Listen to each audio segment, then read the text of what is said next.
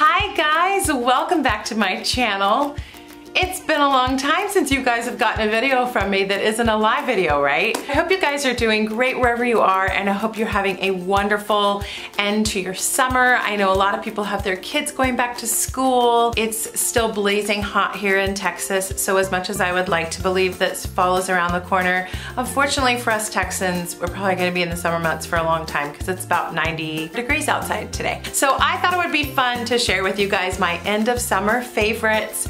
I love doing favorites videos. I've said it on this channel a million times. It's my favorite video to film. I did a live favorites video with an unboxing last month. I'll put the card up there if you haven't seen that video. And I really appreciated the comments you guys shared there. As I've said in the past, but life has just gotten really, really busy, and sometimes YouTube ends up being the thing that I don't have as much time to do because I want to do my videos well.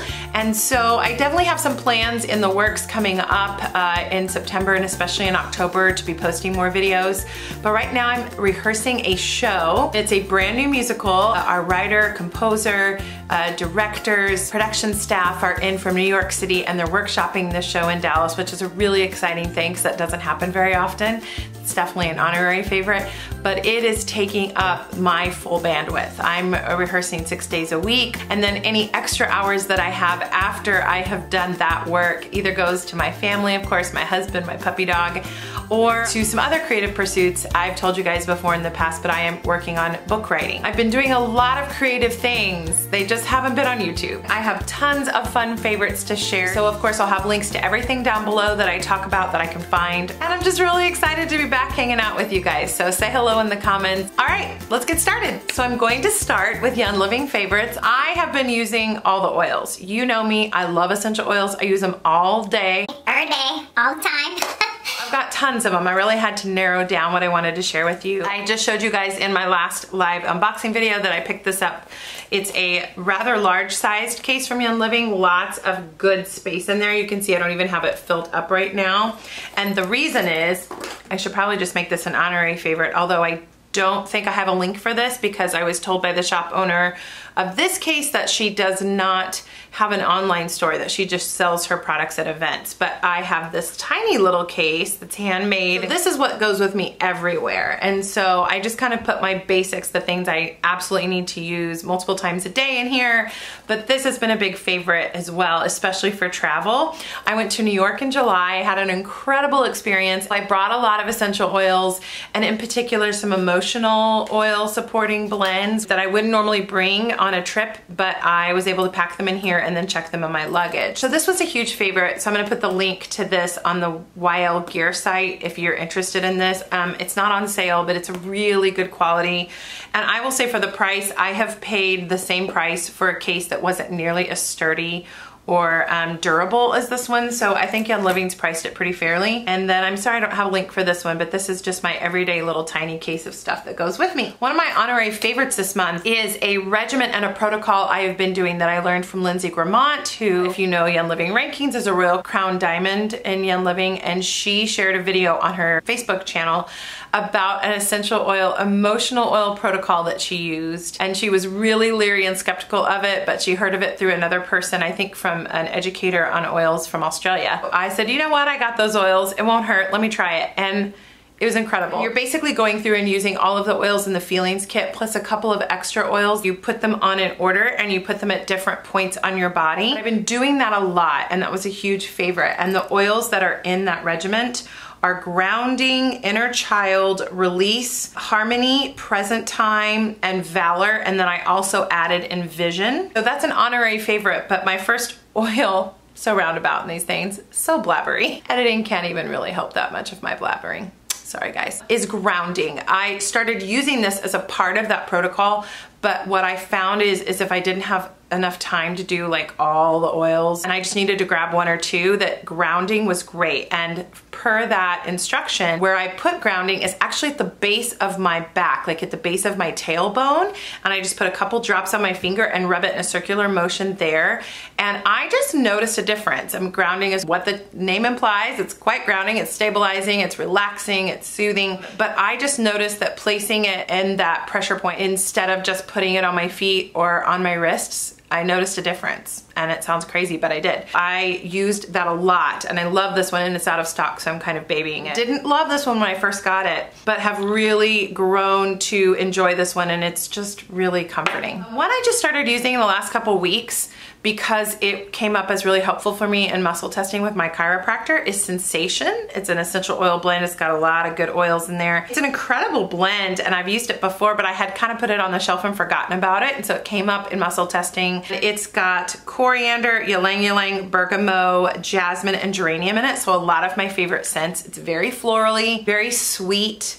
And so I've just been putting this one on my wrists, but I've also just been diffusing it in my car. I have really long commutes to the rehearsals that I'm doing. I find that putting the oils that I've either tested for or that I really love and am drawn to into my car diffuser and diffusing them on my commute is nice because I'm in the car for about an hour before I get to my job, taking in those wonderful scents of the oils that long. It's very calming and relaxing. And as someone who has some road rage in Texas, I highly recommend diffusing oils in your car because it helps. And then this is probably my absolute favorite group of oils from the last couple of months. I would almost venture to say the summer, and I've used these every day. I discovered this one completely by accident. I was in my office writing one day, and I thought I want to put some essential oils on because I love putting on oils that support focus and clarity, you know, concentration while I'm writing. I noticed that it really does help my writing sessions.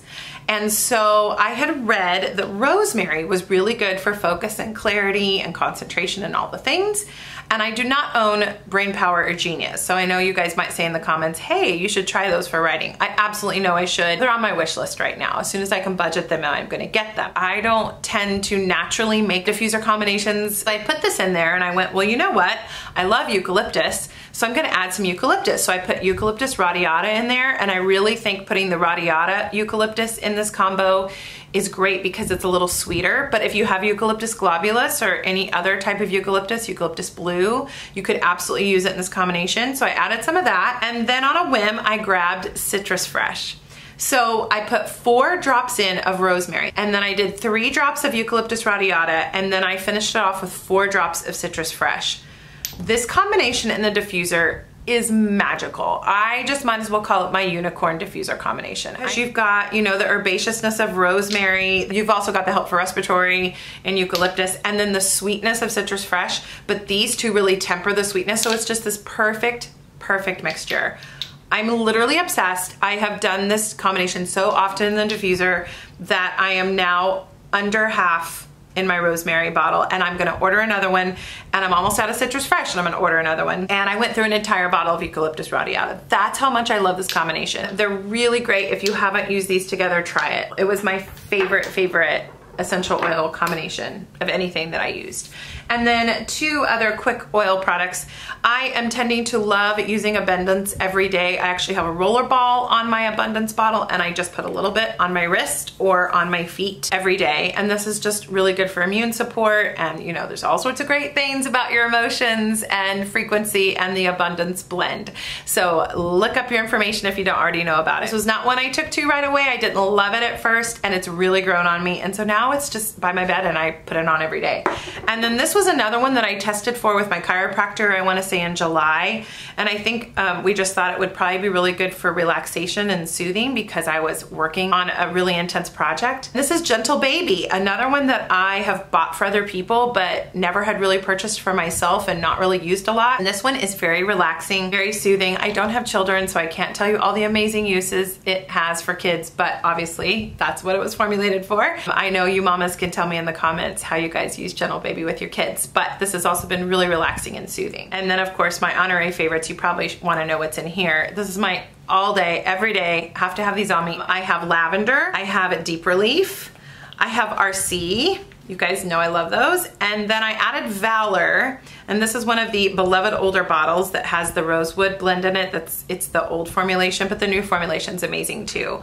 And then what I have typically been doing is putting the Citrus Fresh and then either rosemary or eucalyptus into a little bag, and that's about all this holds. That's what I carried around and have been using all the time. And then just a couple of Young Living products. I ordered this new to me this summer. This came out at convention. This is the Mira Luminous Cleansing Oil. I was really leery of using cleansing oils. I don't normally like the consistency of oil on my face, although I know it is excellent for your skin. I had used cleansing oils that I had purchased from Sephora and very nice high-end lines and just wasn't crazy about it, but I heard so many people raving about this that I said I'm gonna try it.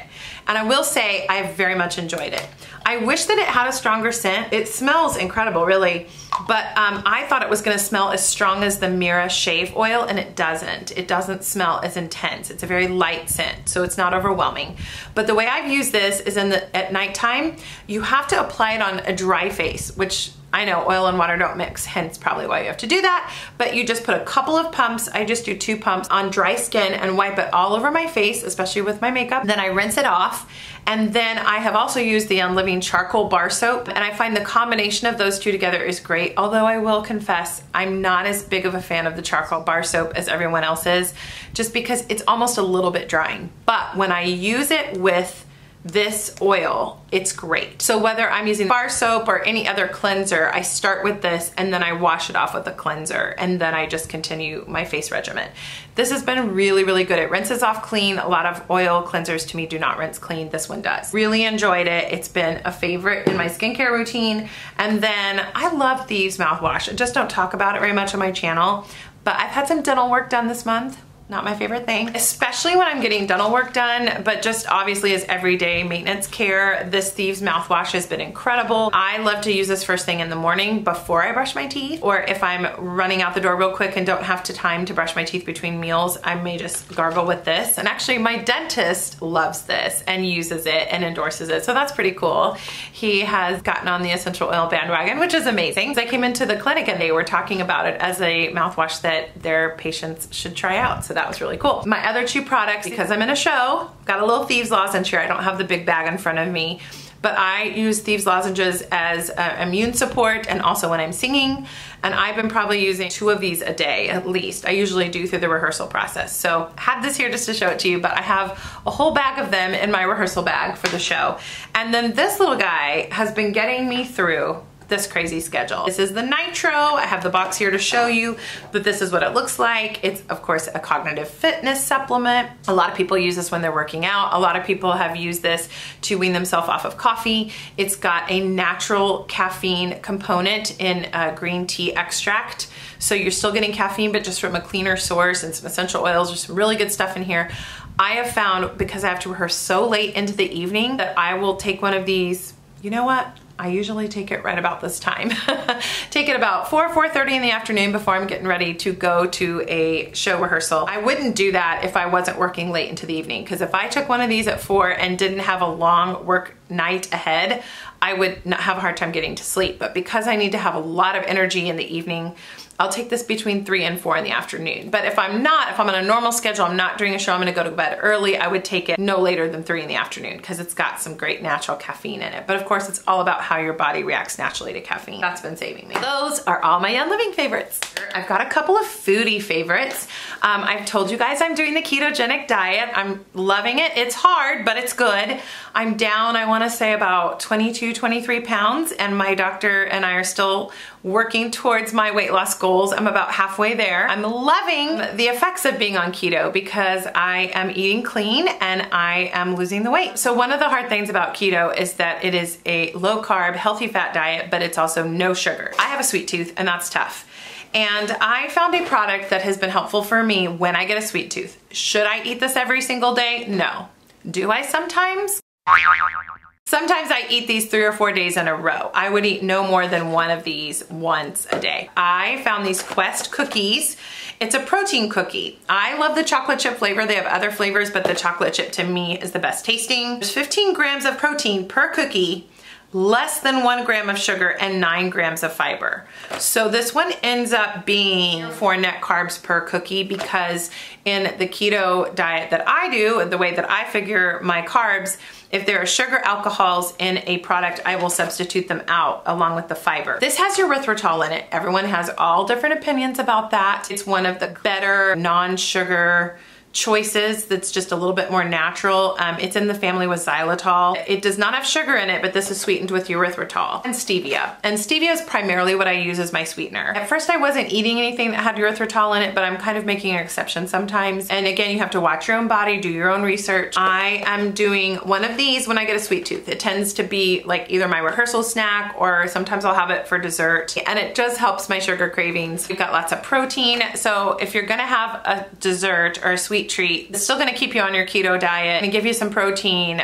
This has been a good way for me to do that. I have found them at Walmart. You can find them online. A lot of health food stores carry them. It's a really big cookie. You absolutely could cut this in two and just have a half of it, or split it into two and have half at one part of the day and half the other part of the day. And I probably should do that. It's a nice big healthy portion. Does it taste like a regular Toll House Nestle chocolate chip cookie with sugar? No, but it's really, really good. So if you're on keto and you need a good snack, I picked those up. And then I found these at my local health food store. I have found that a lot of cashews have a lot of carbs in them. And I was really impressed with this line because a quarter cup only has 1 net carb in it. It has 6 carbs, but 5 grams of fiber. So 6 minus 5, it has 1 net carb for a quarter cup of cashews. So I can have even a little bit more than that and feel confident and good about the fact that I'm not gonna get too many carbs. It's got 6 grams of protein per serving. They're really good, my mouth is watering. They're a little spicy, but not too spicy, and they're just a really healthy snack, and I love them. And they're not cheap. Unfortunately, this is like $6 a bag. But when you're on keto and you're just buying really clean ingredients, I budget stuff like this in because it just keeps me on track, keeps me from, you know, wanting to eat the bad stuff. So love, love, love these. I'll have a link down below. So my last category of favorites are books. I've been doing a lot of writing this summer and I really want to talk more about books on my channel, and I hope you guys are excited about that like I am. Let me know in the comments below if you're interested in hearing about the books that I'm reading. I want to share with you my favorite things that I've read this summer, or some of my favorite things. I've read a lot of stuff. I've been reading books as research for the project I'm working on, and then I've been reading for fun. Oh gosh, I just realized these are all nonfiction. I thought I had some fiction books to share with you, but I just realized that all of my favorite reads this summer have been nonfiction.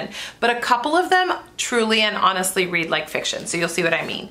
Case in point, this first book. I'm sharing it because I think it would be a perfect beach read if you're gonna go away for Labor Day weekend. I found this book this summer, I think just by seeing it on social media, ordered it and tore through it. I read this book in like 2 days, maybe 3. And isn't this a cute cover? It's called From the Corner of the Oval, a memoir by Beck Dory Stein. I've heard it described as The West Wing meets The Devil Wears Prada. And I know that's really a cutesy way to describe the book, but I think it's so dead on. Beck is an incredible writer. Basically, she was a gal who was young in her 20s working in DC, had no desire to work in a political job in the political arena, but she was a teacher. She had taught at Sidwell Friends, which is a private school in DC where a lot of famous politicians' children go to school. In particular, the Obama's children went to school there. So she had taught there, but she had left that job. She was looking for a new job. She couldn't find one.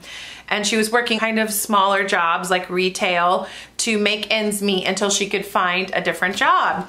And the long and the short of it is, I don't want to give too much away, but she basically applied for a transcribing job on Craigslist. Doesn't sound like a very exciting job, right?